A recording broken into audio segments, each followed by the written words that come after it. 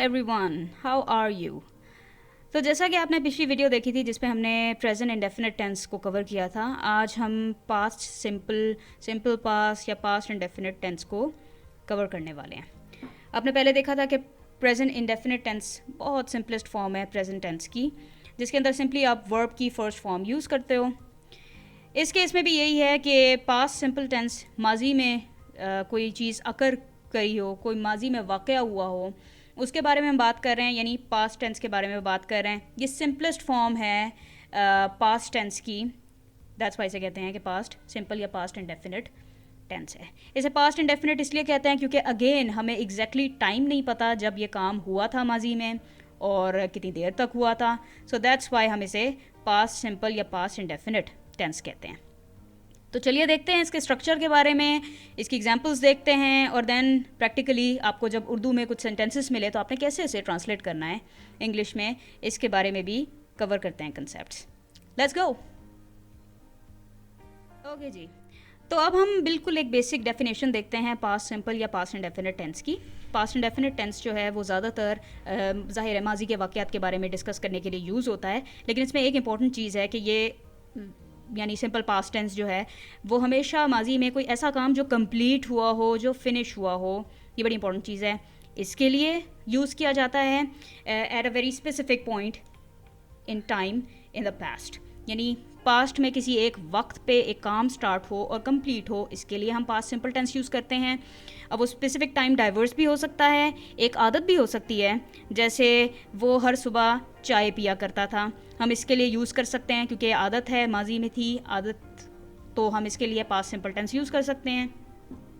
इसके अलावा ये भी हो सकता है वो काम माजी में एक लंबे अरसे तक हुआ हो, उस काम के लिए भी हम यूज़ कर सकते हैं। बट एक चीज़ इसमें है कि हमें एग्जैक्टली टाइम नहीं पता, हमें टाइम नहीं पता कि माजी में ये काम कब होता था एग्जैक्टली।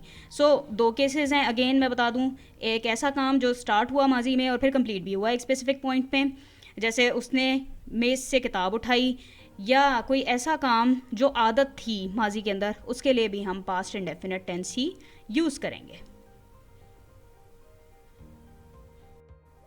ओके जी, तो अब हम बेसिक स्ट्रक्चर के बारे में बात करते हैं, ये टेंस किस तरह क्रिएट होता है। हमने प्रेजेंट इंडेफिनिट टेंस के बारे में जब बात की थी तो हमें एक चीज़ थी जो हमने डिस्कस की थी कि आई यू वी दे और ही शी इट सब्जेक्ट्स होते थे, और उन दोनों के ग्रुप थे, यानी आई यू वी दे और ही शी इट,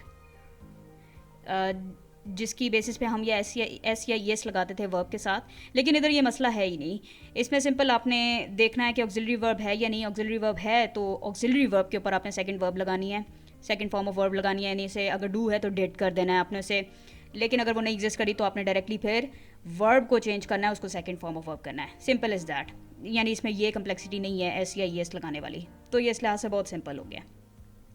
आपको नज़र आ रहा है कि तीन टर्म्स हैं, सब्जेक्ट यानी जो इंसान काम कर रहा है, कुछ भी हो सकता है, I you we they he she it में से। Auxiliary verb, helping verb, actual verb नहीं होती ये, लेकिन हेल्प करती है मेन वर्ब की टू फॉर्म अ सेंटेंस। और अगर ऑक्सिलरी वर्ब एग्जिस्ट करती है तो ज़्यादातर इसके अंदर चेंजेस की जाती है, मेन वर्ब को नहीं छेड़ा जाता, और दोनों को नहीं छेड़ा जाता है तो बिल्कुल गलती नहीं की जाती, सिर्फ एक को चेंज किया जाता है इस केस में। और फिर हम मेन वर्ब की बात कर रहे हैं, जो एक्चुअल काम हो रहा है, जो एक्चुअल एक्शन हो रहा है। तो आपको नज़र आ रहा है कि तीन कैटेगरीज हैं, एक पॉजिटिव सेंटेंस है, यानी ये काम हो रहा था, एक नेगेटिव सेंटेंस है, ये काम नहीं हो रहा था, और एक क्वेश्चन मार्क सेंटेंस है कि क्या ये काम हो रहा था। तीनों कैटेगरीज के बारे में डिस्कस करते हैं। पॉजिटिव सेंटेंस में सिंपली आप कोई ऑक्सिलरी वर्ब एग्जिस्ट नहीं करती, सिंपल एक मेन वर्ब एग्जिस्ट करती है, उसके अंदर आपने सेकंड फॉर्म लगा देनी है। So I went to school, you worked very hard. आपको नजर आया इसमें कोई इतने खास डिवीजन नहीं है क्योंकि ऐसी ये इस वाली बात ही नहीं है, तो लिहाजा जो भी है आपने सिंपली वर्ब की सेकंड फॉर्म लगानी है, दैट्स इट। अब हम नेगेटिव सेंटेंस की बात करते हैं कि ये काम नहीं हो रहा था, जैसे she did not go with me, we did not work yesterday. अब इसमें आपको नज़र आ रहा है कि आपने वर्ब, मेन वर्ब गो या वर्क को चेंज नहीं किया, उसके साथ आपने सेकंड फॉर्म ऑफ वर्ब नहीं लगाई क्योंकि आपके पास ऑक्सिलरी वर्ब एग्जिस्ट कर रही थी, यानी डू, उसको आपने चेंज किया और डिड बना दिया, यानी आपको मेन वर्ब को छेड़ने की ज़रूरत नहीं है अगर आपके पास ऑक्सिलरी वर्ब एग्जिस्ट कर रही है, और दोनों को तो बिल्कुल नहीं चेंज करना, एक को करना है, तो जाहिर है वो ऑक्सिलरी वर्ब होगी। अब हम क्वेश्चन मार्क सेंटेंसेस की तरफ जाते हैं। क्या ये काम हो रहा था? Did you go to London, did they work at home. Again आपको नज़र आ रहा है कि डिड यानी डू के साथ सेकंड फॉर्म लगा के डिड बनाया गया है और गो और वर्क को नहीं छेड़ा गया। सो ये स्ट्रक्चर तो बहुत ही सिंपल है। इसमें आप सिंपली कुछ सेंटेंसेस लें और ये आइडेंटिफाई करें कि क्या ये कोई आदत थी जो माजी में हो रही थी या फिर कोई एक्शन था जो कंप्लीट हुआ है बाकायदा माजी के अंदर, और टाइम अनडिफाइंड होना चाहिए, टाइम नहीं पता होना चाहिए, या तो आदत होनी चाहिए या फिर डिफाइन नहीं होना चाहिए टाइम। दैट्स वाई इसे कहते हैं पास्ट इंडेफिनिट। तो सिंपली आपको पता है कि फिर ये पास्ट इंडेफिनिट टेंस के बारे में बात हो रही है। अब हम कुछ एग्जाम्पल्स देखते हैं इसकी पास्ट इंडेफिनिट टेंस की। I lived in that house, इसमें सिंपल आपने लिव की सेकंड फॉर्म यूज़ की है और ये पास्ट में एक इवेंट है जिसका टाइम अनडिफाइंड है, तो देयरफॉर ये पास्ट इंडेफिनिट टेंस है। He didn't like the movie, अब इसमें ऑक्सिलरी वर्ब यूज़ हो रही है डू जिसकी सेकंड फॉर्म आपने डिड की, और डिड नॉट डिडंट आपने यूज़ किया है, और लाइक के साथ आपने सेकंड फॉर्म नहीं लगाई क्योंकि आपके पास ऑक्सिलरी वर्ब ऑलरेडी अवेलेबल है, तो उसके साथ आपने सेकंड वर्ब लगाई है, सेकंड फॉर्म ऑफ वर्ब लगाई है, और लाइक को आपने नहीं छेड़ा। सो ये बात इंपॉर्टेंट है कि आपने दोनों के साथ सेकंड फॉर्म नहीं लगानी। अगर आपके पास ऑक्सिलरी वर्ब है तो उसको चेंज करना है। What did you eat for dinner, again ये क्वेश्चन है और इसमें आपने अगेन ऑक्सिलरी वर्ब के साथ सेकंड फॉर्म लगाई है। John drove to London on Monday, again एक काम है जो कंप्लीट हो रहा है माजी के अंदर और इसमें एग्जैक्टली टाइम नहीं बताया हुआ, और क्योंकि काम exactly at some point in past complete हो रहा है तो इसलिए हम इसे सेकंड फॉर्म ऑफ वर्ब लगाएंगे। ड्राइव को ड्रोव करेंगे, पास्ट इंडेफिनिट टेंस है। Mary did not go to work yesterday, again वही ऑक्सिलरी वर्ब है और उसके साथ आपने सेकंड फॉर्म लगाई है।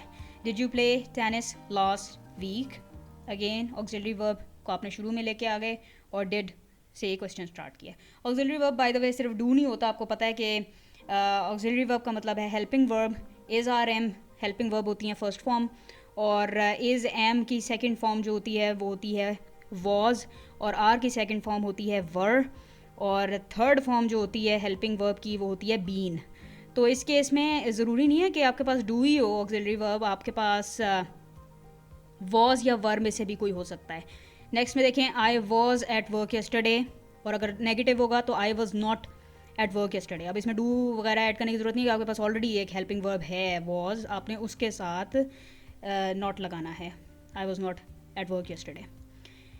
We were not late for the train, again were हमारे पास इस केस में हेल्पिंग वर्ब है। वर यू एंग्री, अगेन हमारे पास हेल्पिंग वर्ब क्या है, या हमारे पास वॉज होगा या वर होगा। वर है तो वर को शुरू में ले आए, वर यू एंग्री, अगेन एक क्वेश्चन है और ये पास्ट इंडेफिनिट टेंस की एक एग्जांपल है। तो हमें कैसे पता चलता है कि ये उर्दू का सेंटेंस पास्ट इंडेफिनिट टेंस में? एक तो वही जो मैंने आपको कुछ निशानियां बताई हैं, अगर हैबिट है या टाइम डिफाइंड नहीं है और माजी में काम एग्जैक्टली फिनिश हो रहा है, कंप्लीट हो रहा है किसी सम पॉइंट पे टाइम पे, तो हम कह सकते हैं कि पास्ट इंडेफिनिट है। लेकिन कुछ और निशानियां भी हैं जिसको आपको देखना चाहिए। तमाम चीज़ें चेक करने के बाद आप कहते हो कि ये पास्ट इंडेफिनिट टेंस है। तो इसमें क्या हो सकता है कि सेंटेंस के एंड में था, थे, या करता था, या करते थे, या करती थी, इस तरह का, यानी थी इस तरह एंड में होता है, या कर सका, कर सकी वगैरह ये यूज़ होते हैं। अलिफ मद्दा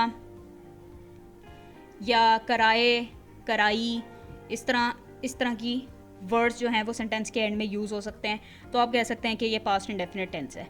लेकिन ये सिर्फ काफ़ी नहीं है, ये निशानियाँ आपने और भी चीज़ें देखनी हैं, जैसे यही कि इंडेफिनिट होना चाहिए टाइम, और इसके अलावा अगर हैबिट है, मतलब ये तमाम चीज़ें कंबाइन करके आप बोलते हो कि ये पास्ट इंडेफिनिट टेंस की बात हो रही है। और फिर उसमें फर्दर जाके देखते हो आप कि इस टेंस के अंदर पॉजिटिव सेंटेंस है, नेगेटिव है, या क्वेश्चन मार्क है, और फिर आप सिंपली उसको फिर जो भी कंडीशन है उसके मुताबिक उसे ट्रांसलेट करते हो। तो सबसे पहले तो आपने आइडेंटिफाई करना है कि कौन सा टेंस है। उसमें यह है कि आप ये कीवर्ड्स एंड में देख सकते हैं, ता, थे, ता था, ते थे, ती थी, सका, सकी, ठीक है, या अलिफ मद्दा, अलिफ बड़िए, अलिफ छोटिए, ये अल्फाज आप देख सकते हैं, इस तरह की आवाज़ें देख सकते हैं सेंटेंस में हो, तब आप कह सकते हैं कि ये पास्ट इंडेफिनिट टेंस है। हम आगे जाके देखेंगे कि कुछ स्पेशल कंडीशंस अगर हों तो फिर ज़रूरी नहीं है पास्ट इंडेफिनिट टेंस हो, कोई और टेंस भी हो सकता है, लेकिन फ़िलहाल आप ये चीज़ें देखोगे तो आप अंदाज़ा लगाओगे और कहोगे कि ये पास्ट इंडेफिनिट टेंस है। अब हम उर्दू एग्जाम्पल्स देखते हैं इसकी कुछ। वो कल मीरठ गया था, he went to Meerut yesterday. Again एक काम था जो माजी में कंप्लीट हो गया है, तो आपने सिंपली वेंट कर दिया। इसने एक मजमून लिखा, अगेन एक काम है जो माजी में कंप्लीट हो रहा है। He wrote an essay. जीनत कल स्कूल गई थी, जीनत वेंट टू स्कूल यस्टरडे। मैंने तो इसकी मदद की, आई डिड हेल्प हिम। अब इसमें क्योंकि डू है उसको आपने डिड में कन्वर्ट किया, हेल्प को नहीं छेड़ा क्योंकि आपके पास ऑक्सिलरी वर्ब ऑलरेडी एग्जिस्ट कर रही है, तो उसको आपने चेंज किया। वो खेला तो था, एंड में अगेन आप देखें ये था वर्ड आ रहा है। पिछले में भी आप देख सकते हैं कि अलिफ आ रहा है एंड में, थी, की। मोहन ने ख़त लिखा, मोहन रोट अ लेटर। मैं आज अपना सबक याद नहीं कर सका, I could not learn my lesson today. सका आपने देखा एंड में है। पुलिस ने चोरों को कब पकड़ा, when did the police catch the thief. इसमें आपने देखा अगेन डिड जो है आपने डू को डिड में कन्वर्ट किया और कैच को कॉट नहीं किया, एक को आपने चेंज करना है सिर्फ। वो यहाँ खेला करता था, आई यूज टू प्ले हियर। अब इधर आपने देखा कि ये आदत है, वो यहाँ खेला करता था, यानी ये एक आदत थी, रिपीटेडली हो रही थी और ये माजी में है, तो यूज टू आप यूज़ करते हैं इस काम में। He use to play here, again used word आपने यूज़ किया है।